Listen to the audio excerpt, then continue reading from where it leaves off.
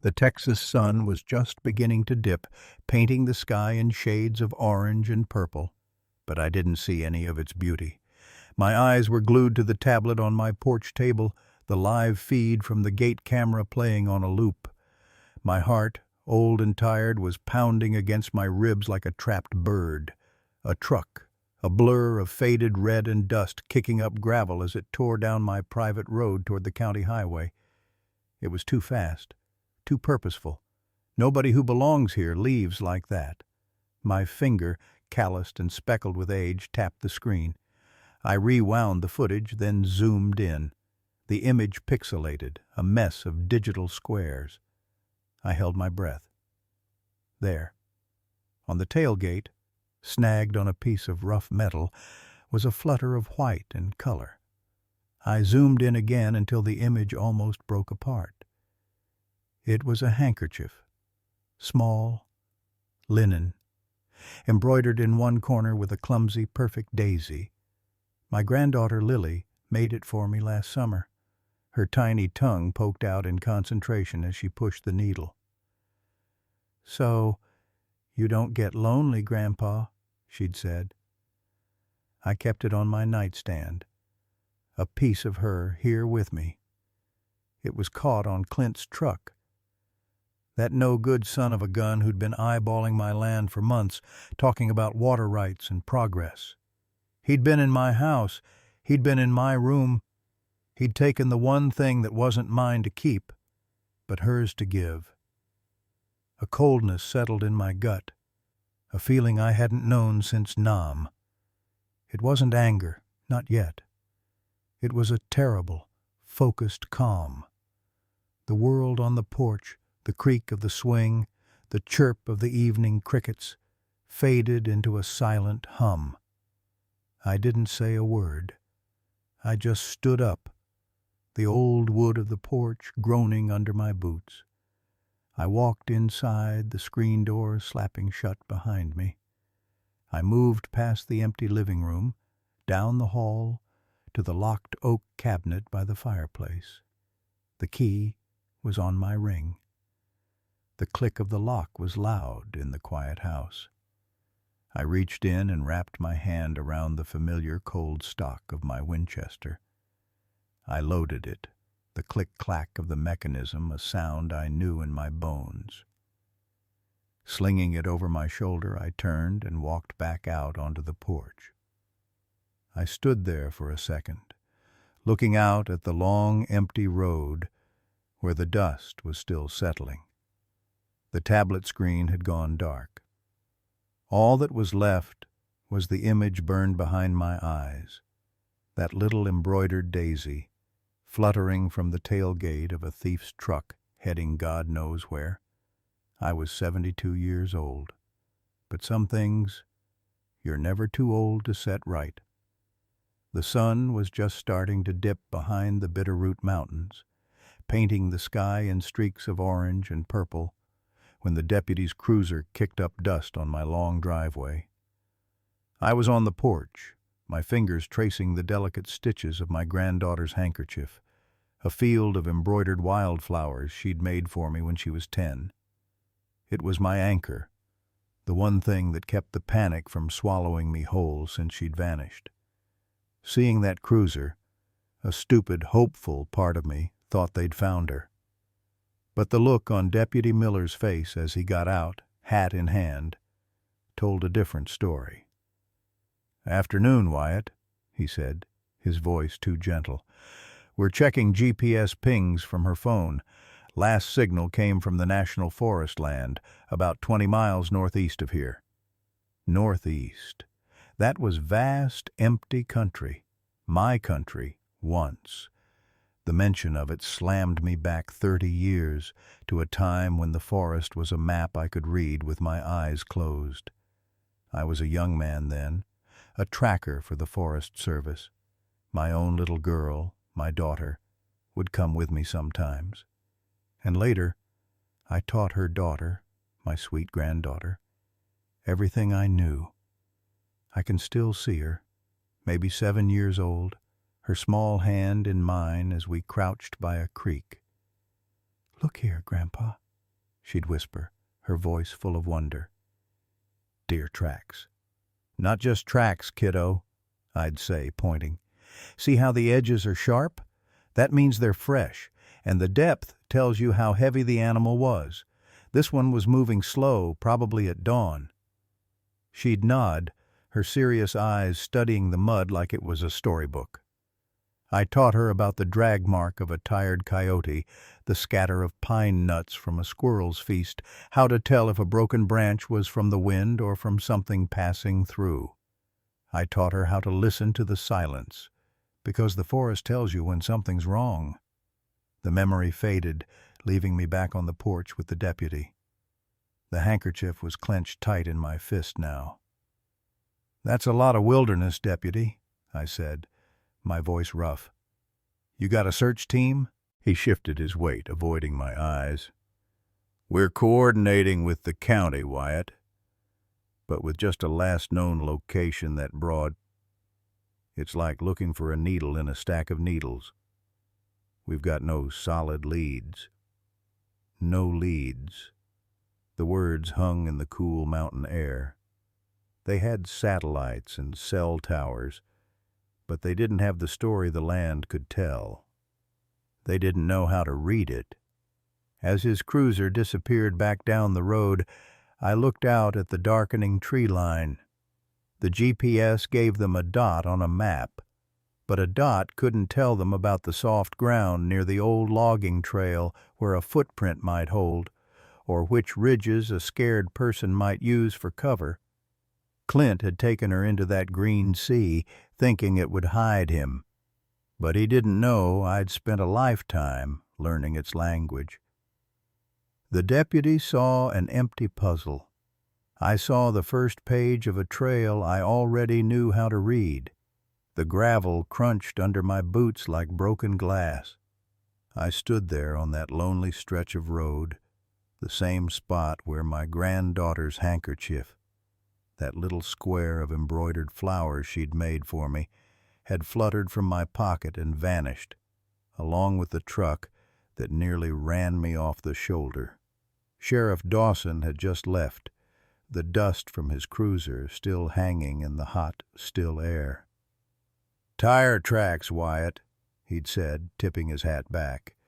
"This is farm country. I see 100 sets a day. They're too common to tell us anything." He'd given me that look, the one that said I was a lonely old man chasing ghosts. But I didn't move. I knelt down, the Kansas sun baking the back of my neck. The sheriff saw dirt and grooves. I saw a story. There, pressed into the soft shoulder, was the clear imprint of a dual-wheel rear axle.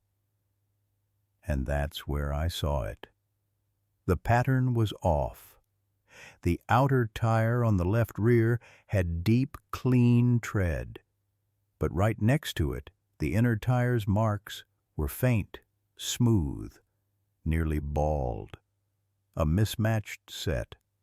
Who runs a rig with one bald rear tire unless they're cutting every corner imaginable? My breath caught. The memory hit me like a physical blow. Weeks ago, I was driving back from Cody's place way over in the next county. Stopped at that tired-looking gas station off the interstate, the one with the flickering neon sign. I was pumping fuel, and a beat-up forest green Ford duly pulled in on the other side. It had a dent in the tailgate, shaped like a crescent moon. I'd noticed it because the driver, a man with a scowling, pinched face, got out and kicked the bald inner tire on his rear axle in frustration before heading inside. That man was Clint. I'd known him years ago before he turned mean and greedy. I'd looked away, wanting no trouble. I never connected it. Not until this moment, right here on this gravel road. The sheriff saw common tracks, but I saw the unique, careless signature of a specific truck, Clint's truck. And if he was here, on this remote road, Then he wasn't just passing through. He was up to something. And my sweet granddaughter's handkerchief was caught right in the middle of it. I stood up, my knees popping. The sun felt colder now. This wasn't a ghost I was chasing anymore. It was a real man with a real, identifiable truck. And I had just found the first solid thread to pull. I stared at the phone in my hand, the silence of the house pressing in on me. The police scanner was just static now. Procedure. They kept saying that word. My granddaughter's face, smiling up at me from the framed photo on the mantel, was all I could see. I needed boots on the ground, not procedure. My fingers, calloused and old, dialed a number from memory. It rang 3 times before a familiar, gravelly voice answered. Cody's Outfitters. Cody, it's Wyatt. There was a beat of silence, then the sound of a chair scraping back. Wyatt. Hell. I heard. I've been listening. What do you need? Just like that. No questions, no hesitation. 20 years since we'd tracked cougars together for the state, and the rhythm snapped right back into place. It was a relief so sharp it hurt. I need eyes, I said, my voice tighter than I wanted it to be. They're looking in the wrong places. It feels wrong. It is wrong, Cody grunted. I heard him moving, maybe toward a window. Had a fella in here yesterday, before the alert even went out, buying topo maps and enough supplies for a week in the backcountry. Paid cash, didn't want to chat. My grip on the phone turned my knuckles white. Description? Driving an older Ford pickup, dark blue, Montana plates, but Cody. He emphasized my own name, making his point. The registration sticker was from Silver Bow County. That's Butte. This truck hadn't been home in a while. The reservation border. Clint was ex-reservation police. He knew that land, the blind spots, the old logging roads that didn't exist on new maps. A cold certainty settled in my gut. He's circling the res, I said, more to myself than to Cody. Using it as a shield. They'll never cross that jurisdiction line without a mountain of paperwork. I called it in, Cody said, frustration edging his voice. Told the sheriff's deputy exactly what I just told you. He said they're following procedure and have expanded the search to Granite County. Granite County. The opposite direction. A lead weight dropped into my stomach. They were sending everyone west, into the easy open pines, while Clint was likely tucked into the tangled, jurisdictional no-man's land to the east. He was laughing at them, at all of us. Procedure's gonna get her lost for good, Cody. I know. His voice was low, steady. I'm here. You know what to do. You just say the word. I looked down. My thumb was rubbing over the delicate, embroidered corner of the handkerchief in my other hand. A tiny, crooked flower she'd stitched herself. It wasn't evidence. It was a promise. The word is track, I whispered into the phone. I'm coming to you. We start at the res border. I'll have the maps ready, Cody said, and the line went dead. The official search was going the wrong way. But for the first time since her bike was found, I had a direction. It was east. It was toward the darkness Clint knew, and we were going in after him. The desert sun beat down on us like a hammer on an anvil. I wiped the sweat from my brow with the back of my hand, my eyes never leaving the twin scars of tire tracks that veered violently off the old county road and into the scrub. They went this way, Cody, I said, my voice tight. My friend just nodded, his jaw set, and fell in step beside me. We were two old men following a trail of dust and desperation. The tracks led us through a wash, the baked earth crumbling under our boots. Every rut, every skid mark felt like a punch to my gut. This was where they took her. My mind kept painting the picture, the squeal of tires, the struggle, her terrified face pressed against a window. I had to shut it out. Focus on the ground. Focus on the signs. We pushed through a thicket of sagebrush, the aromatic scent doing nothing to calm the storm inside me. And then I saw it, a flash of color, completely foreign to the muted greens and browns of the desert. A tiny scrap of white and pink fabric, snagged on a gnarled branch like a plea for help. My breath hitched. I didn't need to get closer to know what it was. I'd know that pattern anywhere. I'd watched her little hands, so careful and serious, working the needle for weeks. "Cody," I whispered, the word barely leaving my throat.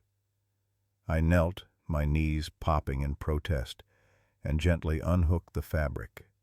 It was a piece of my granddaughter's embroidered handkerchief, the one with the clumsy, beautiful little flowers around the border. The linen was torn, not cut. She'd fought. She'd tried to leave a marker, a wave of pride, fierce and terrible, mixed with the dread. "She's telling us she's here," Cody said softly, placing a steadying hand on my shoulder. I nodded, forcing myself to look past the handkerchief, to the ground around the sagebrush. The soft sand here was a ledger of violence. I pointed, my finger tracing the impressions. 3 sets of boots. See here? I indicated the smallest, neatest prints. That's her. School shoes. My voice cracked saying it. "And 2 men, Cody observed, crouching down beside me. "Not just 2 men," I said, my investigator's mind clicking into gear, pushing the emotion into a locked box for now. "Look at the pressure. This one," I pointed to a larger print to the right of my granddaughter's. "He's heavy on the ball of the foot, but the heel drags. Just a slight scuff with every step." I looked up at Cody, a cold certainty settling in my chest. "One of them is limping. Clint's limping. He's hurt." It wasn't much. A scrap of cloth and a flaw in a stride. But in the vast, empty silence of the desert, it was a shout. We had their direction. We had a weakness. And we knew, without a shadow of a doubt, that my brave girl was still fighting. We got to our feet, the handkerchief scrap safely tucked into my shirt pocket right over my heart. The trail was getting warmer. My phone buzzed against my leg, the vibration feeling like a shock in the dead quiet of the woods. It was the police. I answered, my voice a low rasp.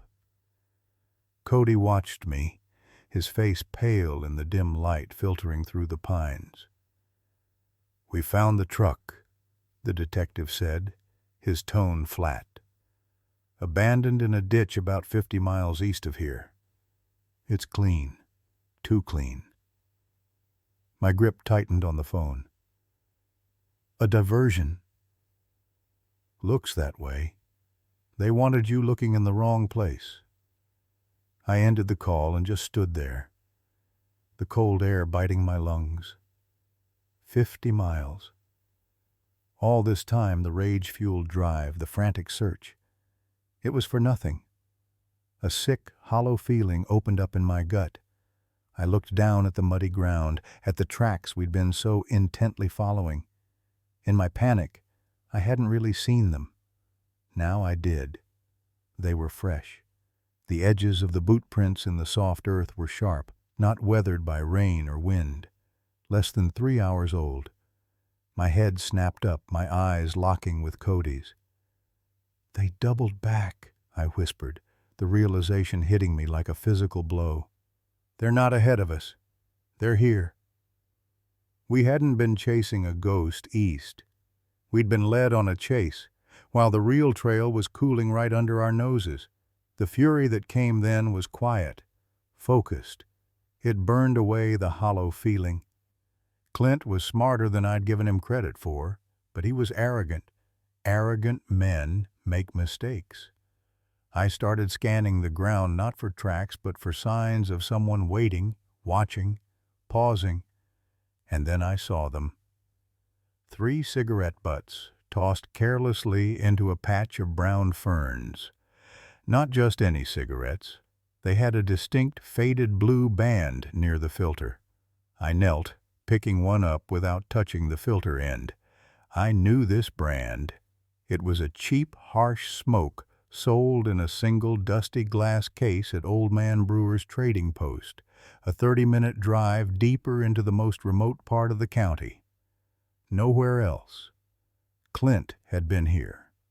Recently. He'd sat in these woods, smoking, watching maybe, confident his ruse was working. He'd gotten comfortable. My fingers found the handkerchief in my pocket, the embroidered flowers rough under my touch. She's close. The thought wasn't a hope. It was a certainty, cold and hard. I showed the butt to Cody. "Brewers," was all I had to say. His eyes widened, then hardened. The wild goose chase was over. Now we were hunting.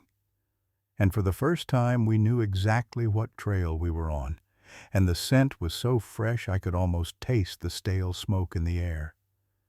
Clint had just made his first real mistake. I intended to make it his last. The sun was just starting to dip behind the pines, casting long shadows across the dusty parking lot of the old trading post. I could feel my granddaughter's embroidered handkerchief, a tiny square of linen with little blue flowers, burning a hole in my front pocket. Cody was already in position, slouched low in the driver's seat of his pickup truck, 2 hunting cameras aimed at the post's front door from the dash. "You ready for this?" Cody's voice was a low grumble over the 2-way radio we had set up. "As I'll ever be," I whispered back, my throat dry.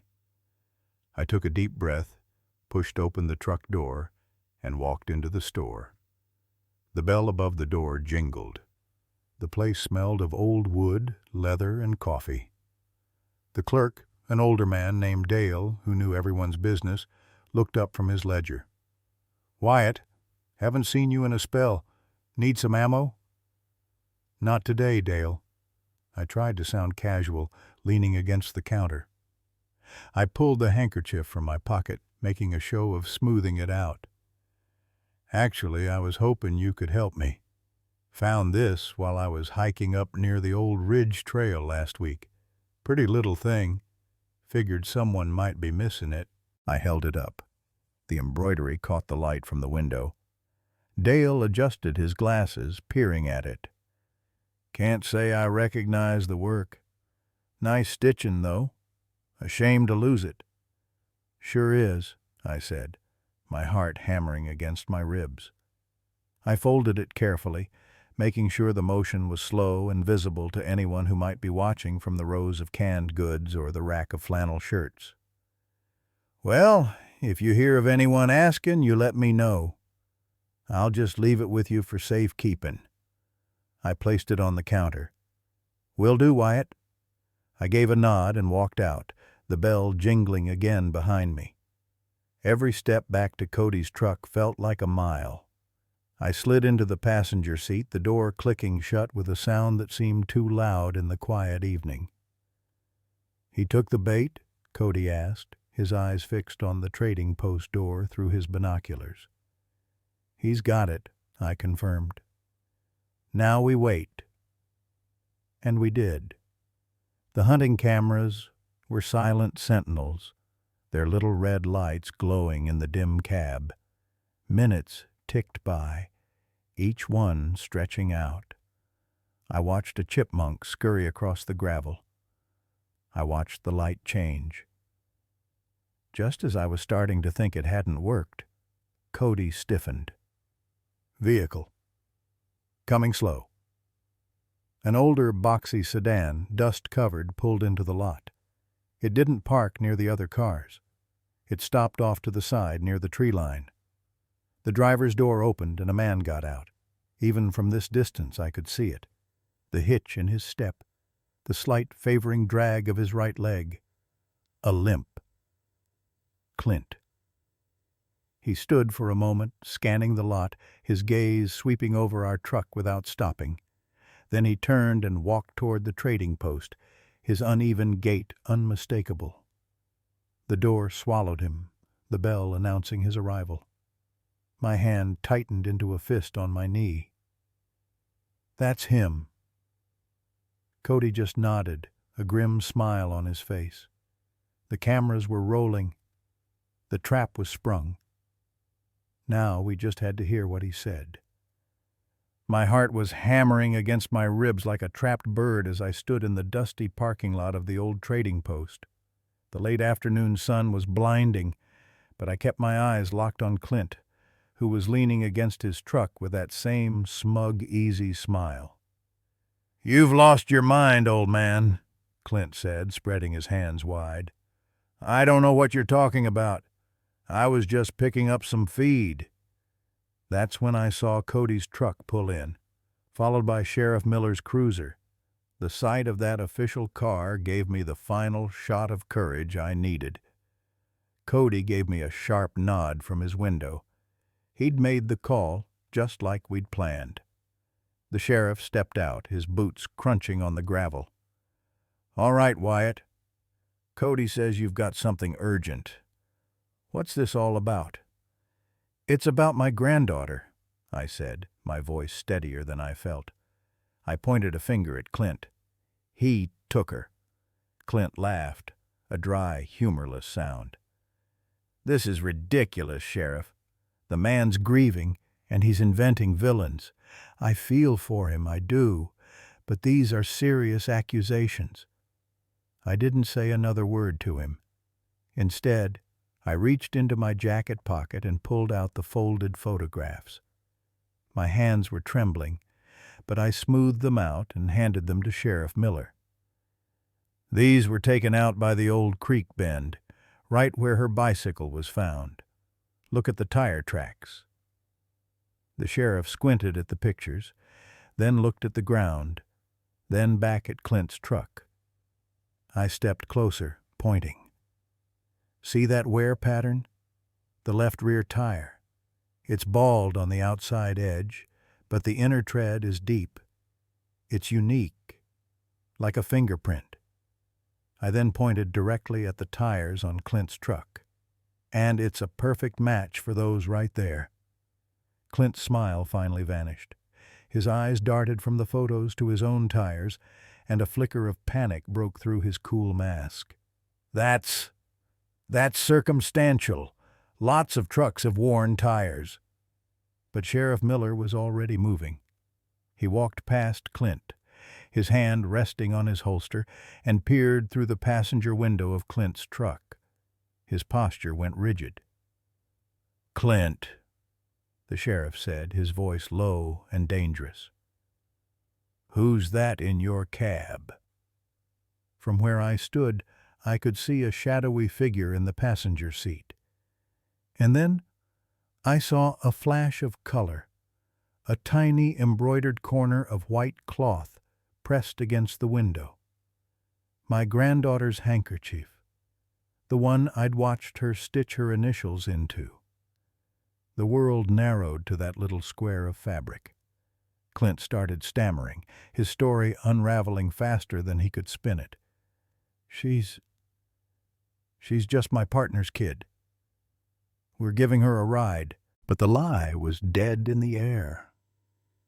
The sheriff yanked the truck door open, and there she was, my beautiful girl, wide-eyed but safe, clutching that handkerchief like a lifeline. In that moment, the fierce, desperate terror, that had been my constant companion for 2 days finally broke, washed away by a wave of pure, staggering relief. We had him. The sound of the sheriff's cruiser rolling up my gravel drive was the sweetest music I'd heard in 3 days. I stood on my porch, Cody a solid, silent presence at my shoulder, and watched as they brought Clint out of the house in cuffs. The arrogant smirk was gone, wiped clean, and replaced by a pale, sickly sheen of sweat. He didn't look at the deputies. He looked straight at me, his eyes wide with a kind of stunned disbelief. As they guided him past the steps, he just broke. "It wasn't supposed to go like this," he blurted out, his voice cracking. We saw the place. Thought the old man wouldn't notice a few head gone missing. Easy score." He shook his head like he was trying to wake up from a bad dream. "Then we saw the girl all alone by the fence line with that fancy horse. It was a split-second thing, a bigger payday." I didn't move. I just let his words hang in the dry Texas air. The old man had noticed. I'd noticed every single thing. Sheriff Hayes stepped forward, a folder in his hand. "Wyatt," he said, his voice carrying a tone of deep respect. "Your statement, your evidence, it's airtight." He opened the folder, not for me, but for Clint.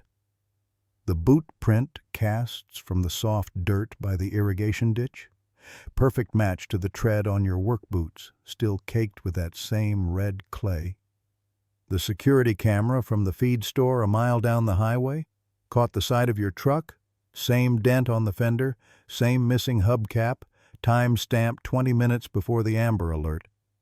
Clint's jaw went slack. The sheriff continued, a relentless, factual drumbeat. And the motion sensor log from Wyatt's own front gate camera. It pinged at 4:17 p.m. You, Clint, leaning out of that same truck, checking the latch, the exact minute his granddaughter was taken from the back pasture. I finally spoke, my voice quieter than I expected. "You thought I was just a rancher, but I'm a tracker.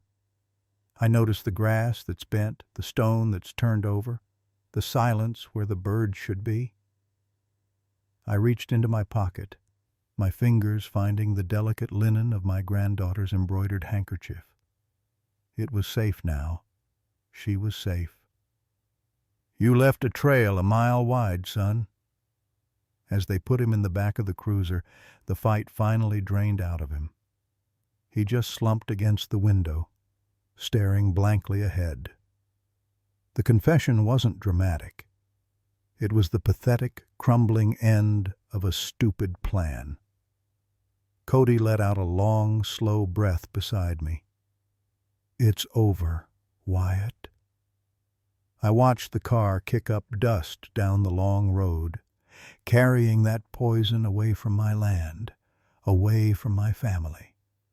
The evidence wasn't just in a folder.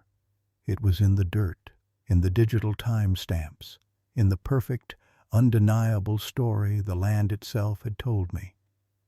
And I'd listened.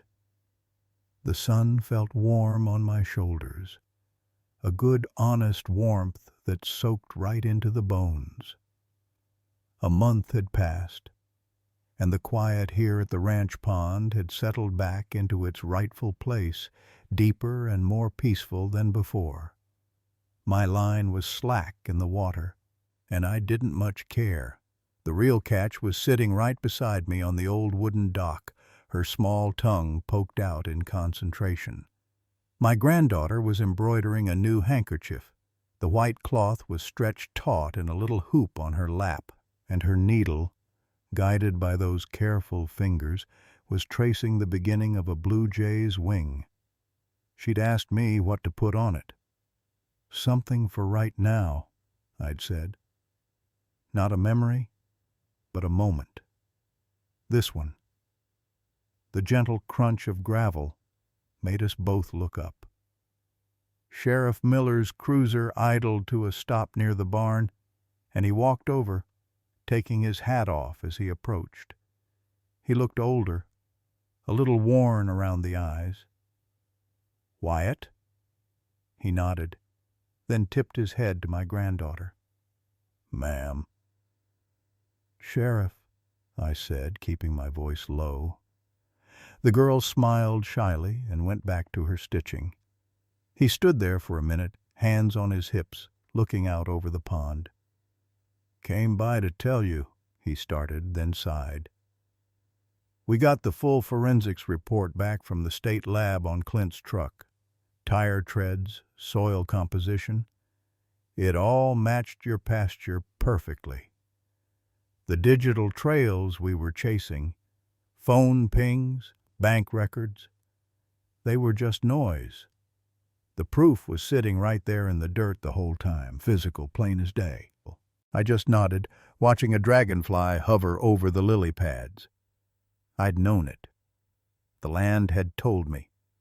That torn-up piece of earth where he'd spun his tires trying to flee after Cody and I cornered him, it was a confession written in mud and grass. "The old ways, I guess," the sheriff said, almost to himself. He put his hat back on. "We'll be in touch about the court dates. You take care now." He walked back to his car, and the dust settled behind him. I turned my gaze upward. High above, riding a thermal, an eagle circled. Its wings were still, master of the silent currents it alone could feel. My granddaughter held up her hoop. The blue jay was coming to life, one stitch at a time. "It's for you, Grandpa." "It's beautiful, honey," I said, my throat tight. I looked from her hopeful face to the eagle, then out across our land, the pond, the pastures, the quiet, remembering hills. Sometimes the old ways see what technology misses. The land remembers what passes over it. You just have to know how to listen. And finally, after all the noise, I could hear its peace again.